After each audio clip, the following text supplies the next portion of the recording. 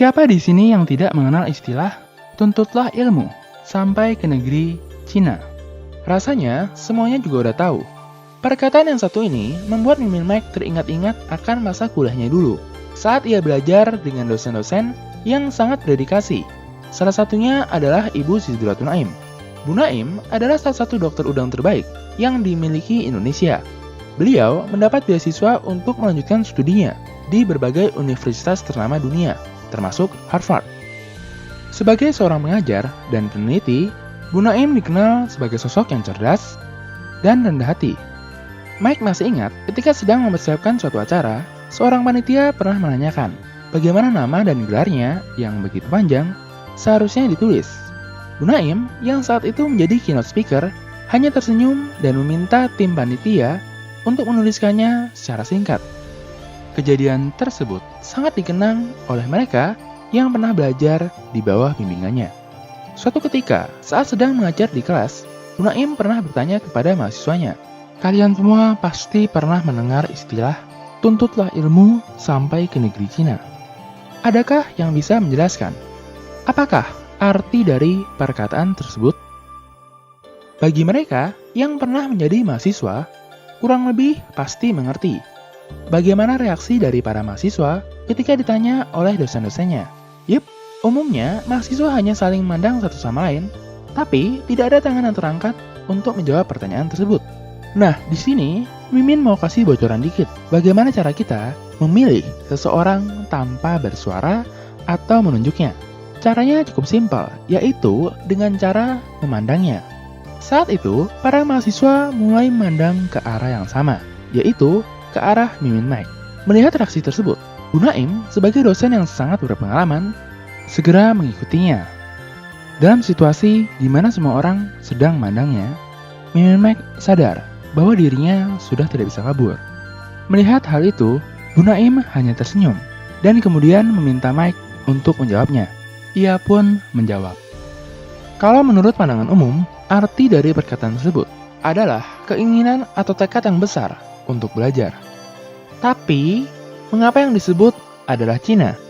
Kenapa bukan Romawi atau Persia yang pada saat itu juga adalah negara maju? Pada saat itu, Tiongkok adalah negara yang sangat maju karena diperintah oleh seorang pemimpin yang sangat berbakat. Ia adalah Kaisar Tang Taizong Li Shimin. Sesuai namanya, ia adalah kaisar kedua dari dinasti Tang yang pada masa pemerintahannya, Tiongkok berhasil mencapai masa keemasannya. Sedemikian hebat pencapaiannya membuat para kaisar setelahnya selalu membandingkan masa pemerintahannya dengan masa pemerintahan kaisar yang satu ini. Para ahli sejarah sering menganggap masa pemerintahannya sebagai salah satu masa keemasan Tiongkok bersama dengan Kaisar Han Wendi dan Kaisar Kangxi dari dinasti Qing.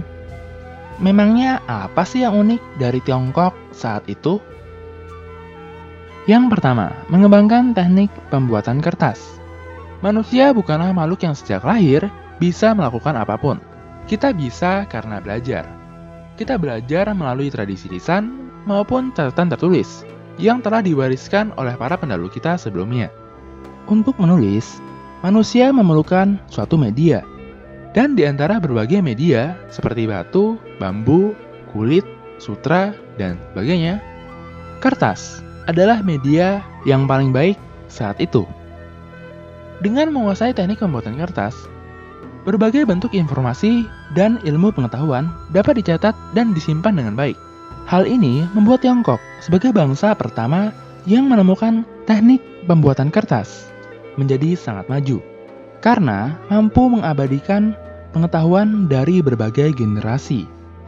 Di masa dinasti Tang, teknik pembuatan kertas mengalami perkembangan yang sangat pesat. Hal ini ditandai dengan munculnya berbagai sastrawan. Salah satunya adalah Li Pai. Pada masa dinasti Tang, kertas juga sudah digunakan sebagai pembungkus untuk berbagai komoditas andalan dari Tiongkok. Contohnya seperti teh. 2. Menemukan percetakan. Sebagai bangsa yang menemukan teknik pembuatan kertas, Tiongkok juga adalah penemu dari teknik percetakan. Dengan adanya alat cetak, pembuatan buku dan dokumen menjadi jauh lebih cepat dari masa sebelumnya. Pada saat itu, dinasti Tang menemukan teknik percetakan dengan mengukir setiap kata atau hanzi pada balok kayu yang digunakan untuk memperbanyak karya-karya populer zaman itu. Bagi kita, proses tersebut mungkin terdengar sangat kompleks. Namun, bagi mereka yang hidup saat itu, teknik percetakan merupakan salah satu penemuan terpenting yang membuat ilmu pengetahuan dapat diakses dengan lebih murah. Penemuan ini akan disempurnakan pada zaman dinasti Song dengan balok kayu yang bisa dipindahkan. Yang ketiga, pengembangan uang kertas. Siapa yang tidak mengenal Jalur Sutra? Pada masa dinasti Tang, Tiongkok berhasil mencapai masa keemasannya yang membuat kegiatan ekonomi dan perdagangan menjadi sangat berkembang. Dengan berkembangnya perdagangan, para pedagang teh yang merasa tidak nyaman dengan banyaknya uang yang dibawanya, baik karena berat atau karena merasa tidak aman, memutuskan untuk menukar cek atau bukti pembayaran dalam perdagangannya, yang kemudian dapat ditukar kembali di lembaga keuangan terdekat. Beberapa waktu setelahnya, tepatnya di zaman dinasti Song, hal ini akan disempurnakan menjadi uang kertas, seperti yang kita kenal pada saat ini. Yang keempat, sistem ujian kekaisaran. Semua yang ada di bawah langit adalah tanah kepemilikan kaisar. Semua orang adalah pelayannya. Perkataan ini menggambarkan cita-cita tertinggi dari seorang muda untuk mengabdi kepada masyarakat dengan menjadi pejabat. Pada zaman dulu, agar bisa bekerja di pemerintahan, seorang harus memiliki koneksi internal atau harta yang besar. Hal ini cenderung membuat pemerintahan menjadi korup dan para pejabat menjadi tidak kompeten. Menghadapi permasalahan ini, para pemimpin Tiongkok berusaha memperbaiki kualitas dari para pejabatnya dengan menerapkan sistem ujian terstandarisasi untuk merekrut pejabat pemerintahan. Melalui sistem ujian yang sulit, pejabat dipilih berdasarkan kemampuannya, bukan koneksi ataupun hartanya. Hal ini membuka peluang untuk masyarakat yang paling miskin sekalipun bisa merubah nasibnya. Oleh karenanya, tidak mengherankan jika cita-cita terbesar dari masyarakat yang hidup saat itu adalah bekerja sebagai pejabat pemerintahan. Dengan diberlakukannya sistem ujian, dinasti Tang berhasil menerapkan pemerintahan berbasis meritokrasi yang dijalankan oleh kaum-kaum terpelajar atau Mandarin.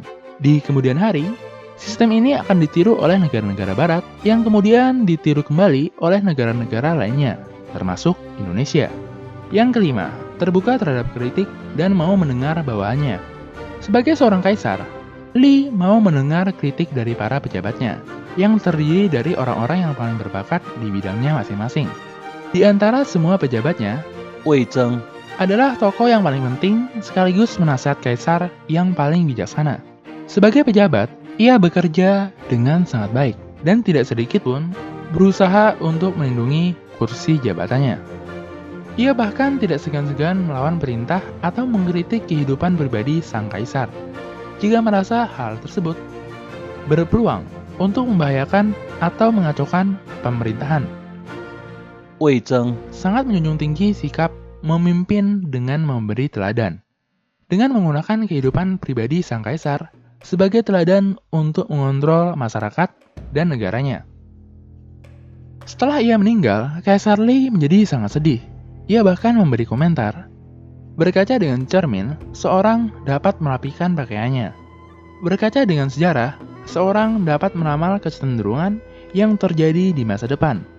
Berkaca dengan manusia lainnya, seorang dapat memperbaiki tingkah laku diri sendiri. Setelah Wei Zheng meninggal, aku telah kehilangan sebuah cermin. Yang keenam, menjunjung keberagaman. Berbeda dengan para pemimpin Tiongkok sebelumnya yang memegang teguh prinsip sinosentrisme dengan mengutamakan superioritas suku Han di atas segalanya, Li merupakan kaisar yang pragmatis dan menjunjung tinggi keberagaman. Di bawah kepemimpinannya, ia mengizinkan masyarakat dari berbagai suku untuk tinggal, menetap, dan berdagang di kekaisarannya. Hal ini meningkatkan pemasukan pajak bagi pemerintah dan membuat Tiongkok berubah menjadi kekaisaran kosmopolitan. Di bidang militer, Li melakukan hal yang lebih mengejutkan lagi, yaitu merekrut para perwira dan pasukan yang berasal dari sekitar wilayah kekaisaran. Padahal, dalam sejarah, suku-suku tersebut seringkali menyerang dan merampok wilayah kekaisaran. Li melihat situasi ini dengan sudut pandang yang berbeda.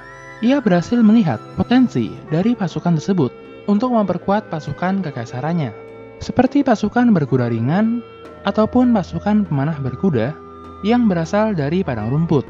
Oleh sebab itu, pasukan kekaisarannya berhasil menjadi pasukan yang dikagumi sekaligus ditakuti oleh bangsa-bangsa di sekitarnya. Melalui hal ini, kita bisa melihat bagaimana Li mampu melihat dan mempekerjakan bawahannya sesuai dengan bakatnya masing-masing. Demikian penjelasan dari saya. Mungkin ada yang ingin menambahkan? Mendengar penjelasan tersebut, Bu Naim tersenyum dan kemudian berkata, "Bagus dan lengkap sekali ya penjelasan yang diberikan oleh Mike. Saya sendiri, jika disuruh menjelaskan, tidak bisa selengkap dan sebaik itu." Mendengar Bu Naim berkata seperti itu, Mike menjawab, "Kalau topiknya berbicara tentang udang, saya pasti tidak bisa menjelaskan selengkap dan sebaik Ibu Naim menjelaskan tentang udang." Hai, bantu kami dalam memproduksi lebih banyak konten sejarah dengan mengklik tombol subscribe. Dan jangan ragu untuk memberikan saran, komentar, atau pertanyaan. Terima kasih.